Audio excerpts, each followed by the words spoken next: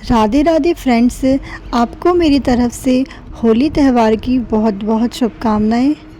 Happy Holi to all of you. आज होली के उपलक्ष्य में हम जानेंगे भक्त प्रहलाद और भगवान विष्णु की एक बहुत ही प्यारी सी कहानी। तो चलिए हम इस वीडियो की ओर चलते हैं। भगवान श्री हरि के भक्त श्री प्रहलाद जी। श्री प्रहलाद जी की कहानी। जब श्री हरि विष्णु वाराह अवतार में पृथ्वी को रसातल से हिरण्याक्ष को मारकर छुड़ा लाए, इससे उसके बड़े भाई हिरण्यकश्यप बहुत रोषित हुआ। वहाँ उसने तय किया कि अपने बड़े भाई का प्रतिशोध लेगा। हिरण्यकश्यप ने खुद को अजय और अमर बनाने के लिए हिमालय पर जाकर तपस्या की। उसने हजारों वर्षों तक कठिन तप किया और ब्रह्मा जी को प्रसन्न किया। ब्रह्मा जी ने उसको एक वरदान दिया। वहाँ किसी भी प्राणी से, न अस्त्र शस्त्र से, न दिन रात में और न ज़मीन पर और न आकाश में मारा नहीं जा सकेगा। जब हिरण्यकश्यप तपस्या करने जा रहा था, तब देवताओं ने दैत्यों की राजधानी पर हमला किया। वहाँ कोई नेता नहीं था, इसीलिए दैत्य को हार भगाया। देवताओं ने दैत्यों की राजधानी को लूट लिया। देवराज इंद्र ने हिरण्यकश्यप की पत्नी कयाधु को अपना बंदी बना लिया और स्वर्ग ले गए। रास्ते में देवर्षि नारद मिले। उन्होंने इंद्र से कहा, तुम दैत्यराज की पतिव्रता पत्नी को मत ले जाओ। इंद्र ने बताया कि कयाधु गर्भवती है। जब उसकी संतान पैदा होगी तो वहाँ उसका पुत्र का वध करके उसे छोड़ देगा। तब देवर्षि नारद ने कहा, इस गर्भ में भगवान का श्रेष्ठ भक्त है, जिससे देवताओं को कोई भी डर नहीं है। उस भक्त को कोई नहीं हरा सकता है। इंद्र ने देवर्षि की बात मान ली और कयाधु के गर्भ में भगवान का श्रेष्ठ भक्त है सुनकर उसका सम्मान किया और अपने लोक को चल दिए। जब कयाधु देवराज के बंधन से मुक्त हो गई तो वहाँ देवर्षि के आश्रम में रहने लगी। जब तक उसके पति तपस्या से वापस नहीं आए, तब उसके लिए कोई और सुरक्षित जगह नहीं थी। देवर्षि उसे अपनी पुत्री की तरह मानते थे और गर्भस्थ बच्चे को ध्यान देकर उसे भागवत आदि का उपदेश देते थे। गर्भस्थ बच्चा प्रहलाद ने उन उपदेशों को सुना और भगवान की कृपा से वहाँ उपदेश कभी नहीं भूला। जब हिरण्यकश्यप वरदान प्राप्त करके लौटे तो उन्होंने सभी देवताओं को जीत लिया। सभी लोकपालों को हराकर वहाँ उनकी सारी संपदाओं को अपने पास रख लिया। उनके लिए भगवान का विरोध था, इसलिए वे ऋषियों को परेशान करने लगे। वे यज्ञ भी रोक दिए और धर्म के खिलाफ हो गए। उनके गुरु शुक्राचार्य उस समय तपस्या में व्यस्त थे। उन्होंने अपने पुत्र प्रहलाद को उनके गुरु के पुत्र षंड और अमर्क के पास शिक्षा प्राप्त करने भेज दिया। प्रहलाद जी जब 5 साल के थे, एक दिन प्रहलाद जी घर वापस आए। उनकी माँ ने उन्हें खूबसूरत वस्त्रों से सजाया। प्रहलाद ने पिता के पास जाकर उनको प्रणाम किया। हिरण्यकश्यप ने प्रहलाद को अपनी गोद में बैठाया। फिर उनसे प्यार से पूछा, बेटा तुमने जो कुछ पढ़ा है, क्या तुम मुझे भी कुछ सिखा सकते हो? प्रहलाद ने उत्तर दिया, पिताजी सभी लोग संसार में मोहित होकर रहते हैं। मेरा मानना है कि हमें अपने घरों को छोड़कर जलहीन और अंधकृप से मुक्त मनुष्य वन में जाकर श्री हरि विष्णु की शरण लेनी चाहिए। हिरण्यकश्यप जोर से हंस पड़ा। उसे लगा कि कोई दुश्मन उनके पुत्र प्रहलाद को बुरा बना रहा है। उन्होंने अपने गुरु के पुत्रों से कहा, तुम्हें प्रहलाद को सुधारना होगा। उसे दैत्य कुल के उचित आदर्श, धर्म और काम की शिक्षा दो। तब गुरु के पुत्र ने प्रहलाद को अपने पास लाया और पूछा, तुमने यह अज्ञान कहाँ से सीखा? प्रहलाद जी मुस्कुराते हुए बोले, गुरुदेव, यहाँ मैं हूँ और यहाँ आप हैं और यहाँ दूसरा अज्ञान है। इस दुनिया में हम भगवान की माया के चक्कर में बह रहे हैं। भगवान दयालु होते हैं और जब वे किसी पर अपनी दया बरसाते हैं तो वो इंसान के मन में बस जाते हैं। मेरे मन को उनकी अनंत कृपा से उन परम पुरुष की ओर खींच लिया। मेरे गुरु मेरे साथ बहुत मेहनत करते थे, मुझे ज्ञान का सही मार्ग दिखाते थे। उन्होंने मुझे शिक्षा दी, जैसे कि अर्थशास्त्र, दंड नीति और राजनीति के बारे में। मैं अपने गुरु की शिक्षा को ध्यान से सीखता था। वे कभी विद्या का मजाक नहीं उड़ाते थे, पर उनके मन में विद्या के प्रति हमेशा आस्था थी। गुरु के पुत्रों ने जब उन्हें ठीक से पढ़ा लिया तो वे दैत्यराज के पास गए। हिरण्यकश्यप ने अपने विनम्र पुत्र को गोद में बैठाकर पूछा, बताओ बेटा, तुम कैसे सोचते हो? तुम्हारे अनुसार सबसे अच्छा ज्ञान क्या है? प्रहलाद जी ने कहा, मेरे अनुसार सर्वोत्तम ज्ञान वही है जो भगवान के गुणों और आचरणों को सुनना, उनकी लीलाओं और नामों को भजना, उनके श्री चरणों की सेवा, उनकी पूजा, उनकी स्तुति, उनके सामने दास बनना, उनके साथ दोस्ती और उनके प्रति अपनी आत्मा को समर्पित करने का भाव। इन 9 भक्तियों का पालन करना होता है। मेरे अनुसार इन 9 भक्तियों का अनुसरण करके ही सभी ध्यान का सबसे उत्तम फल प्राप्त होता है। ऐसा सुनकर हिरण्यकश्यप बहुत क्रोधित हो गया। उन्होंने प्रहलाद को बुरी तरह से डांटा, उसे ज़मीन पर गिरा दिया।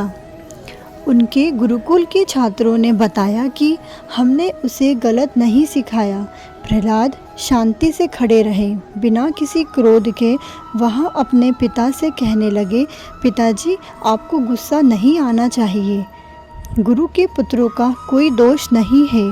वे लोग अपने घर और परिवार के मोह में फंसे रहकर जिनकी बुद्धि प्रवृत्त हो गई है, वे विषयों को खाने के समान नरक में ले जाने वाले होते हैं। ये विषय वस्तुओं को बार बार उपभोग करके उनमें लगे रहते हैं। नन्हा सा बच्चा त्रिभुवन विजयी दैत्यराज हिरण्यकश्यप के सामने डरे बिना खड़ा था। इसके कारण दैत्यराज को बड़ा गुस्सा आया। हिरण्यकश्यप ने अपने क्रूर सभा सदस्यों को आदेश दिया, जाओ, तुरंत इस दुष्ट बच्चे को मार डालो। दैत्य बच्चे पर हमला करने के लिए तलवार, त्रिशूल और अन्य शास्त्रों के साथ उसके पास गए और चिल्लाते 5 वर्ष के बालक पर टूट पड़े। पर प्रहलाद जी निर्भय खड़े रहे। जब उन्हें सब जगह उनके दयालु प्रभु ही दिखाई देते थे, उन्हें किसी का भी डर नहीं था। असुरों ने बड़े ताकतवर अस्त्र और शस्त्रों से बार बार हमला किया, लेकिन प्रहलाद जी को खरोच तक नहीं आई। उनके शरीर को छूते ही हथियार टुकड़े टुकड़े हो जाते थे। जब हिरण्यकश्यप ने प्रहलाद को मारने का निश्चय किया, अब हिरण्यकश्यप को बहुत हैरानी हुई। उसने तय कर लिया कि वहाँ प्रहलाद को मारेगा। वह कई तरह के उपाय करने लगा। एक बार हाथी के सामने प्रहलाद को डाल दिया, लेकिन हाथी ने प्रहलाद को प्यार से उठा लिया और अपने सिर पर बैठा लिया। फिर उसे एक कोठरी में बंद कर दिया गया और वहाँ भयंकर सर्पों को छोड़ दिया। लेकिन ये सर्प प्रहलाद के पास पहुंचकर केंचुओं की तरह सीधे हो गए। जब जंगली सिंह उनके सामने छोड़ा गया तो वह पालतू कुत्ते की तरह पूंछ हिलाते हुए प्रहलाद जी के पास बैठ गए। प्रहलाद जी को खाने में उग्र विष दिया गया, लेकिन उनके पास उसका कोई प्रभाव नहीं हुआ। विष उनके पेट में चलकर अमृत बन गया। अनेक दिनों तक भोजन नहीं मिला, जल की एक बूंद भी प्रहलाद जी को नहीं मिली, लेकिन वे बिना खाए ही रहे। उनका स्वास्थ्य तक नहीं बिगड़ा, बल्कि वे और भी मजबूत हो गए। फिर उन्हें ऊंचे पर्वत से गिराया गया, पत्थरों के साथ बांधकर समुद्र में फेंक दिया गया। 2 बार वे सहायता से भरपूर भगवान का नाम गुणगान करने के बाद नगर में लौट आए। बहुत सारे लकड़ियों का पर्वत एक साथ जुटाया गया। प्रहलाद जी और होलिका की कथा। हिरण्यकश्यप की बहन होलिका ने तप करके एक विशेष वस्त्र पाया था। वह वस्त्र अग्नि में नहीं जलता था। होलिका ने उस वस्त्र को पहनकर प्रहलाद जी को गोद में लिया और एक लकड़ियों के बड़े ढेर पर बैठ गई। फिर उस ढेर में आग लगा दी गई। होलिका जलकर खाक हो गई, लेकिन वस्त्र अचंभे से उड़ गया। कैसे यहाँ हुआ यह किसी को नहीं पता था, लेकिन प्रहलाद अग्नि में बैठे रहकर अपने पिता को समझाते रहे कि पिताजी, भगवान से नफरत करना बंद करो। भगवान नाम का प्रभाव देखो कि वह अग्नि मुझे बड़ी शीतल लगती है। तुम भी भगवान श्री हरि का नाम लो और संसार के सारे पापों से मुक्त हो जाओ। राक्षस राजा हिरण्यकश्यप के कई राक्षसों ने माया के साथ प्रयोग किए, लेकिन प्रहलाद के सामने माया की एक ना चलती। जैसे ही वे अपनी आंखें ऊपर उठाते, मायावी दृश्य स्वतः ही गायब हो जाते।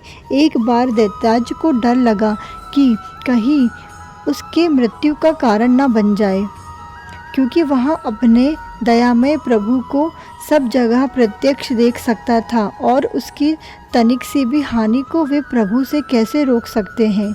इसके बाद दैत्यराज ने प्रहलाद को फिर गुरु के पास भेज दिया और उनकी आशा थी कि गुरु पुत्रों के शिक्षा और संग के प्रभाव से प्रहलाद सुधर जाएंगे।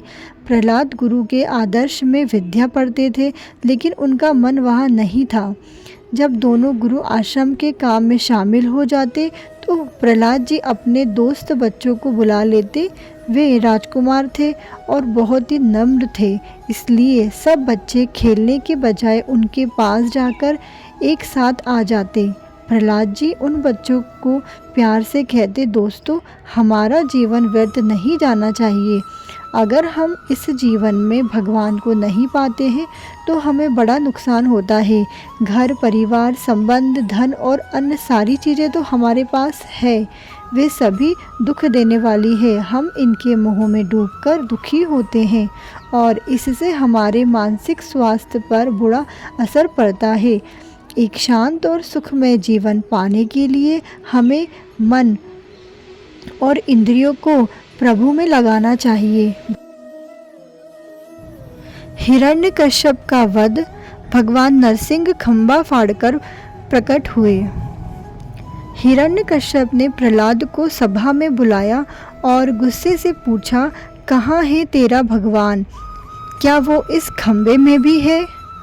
हिरण्यकश्यप को प्रहलाद जी ने कहा, पिताजी, वो इस खंबे में भी है।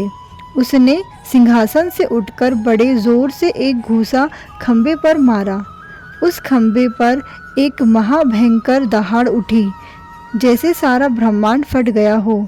तभी लोग भयभीत हो गए। हिरण्यकश्यप भी यहाँ वहाँ देखने लगे।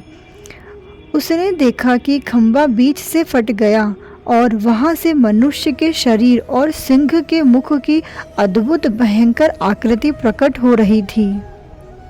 भगवान नरसिंह बहुत तेजी से आगे बढ़ रहे थे और गरजने लगे। उन्होंने दैत्य राज हिरण्यकश्यप को पकड़ लिया। उन्होंने उसके पास जाकर अपने नखों से उसकी पेट को फाड़ दिया। दैत्यराज हिरण्यकश्यप मारा गया, लेकिन भगवान नरसिंह का क्रोध अब भी शांत नहीं हुआ। वे बार बार गरज रहे थे। इसके बाद ब्रह्मा, शंकर और अन्य देवताओं उनकी स्तुति करने लगे। माता लक्ष्मी ने भगवान के विकराल क्रुद्ध रूप को देखकर डर गई, लेकिन उनकी हिम्मत नहीं हुई कि वे उनके पास जाए। आखिरकार ब्रह्मा जी ने प्रहलाद को भगवान नरसिंह को शांत करने के लिए उनके पास भेज दिया। प्रहलाद निर्भय होकर भगवान के पास गए और उनके चरणों में गिर गए।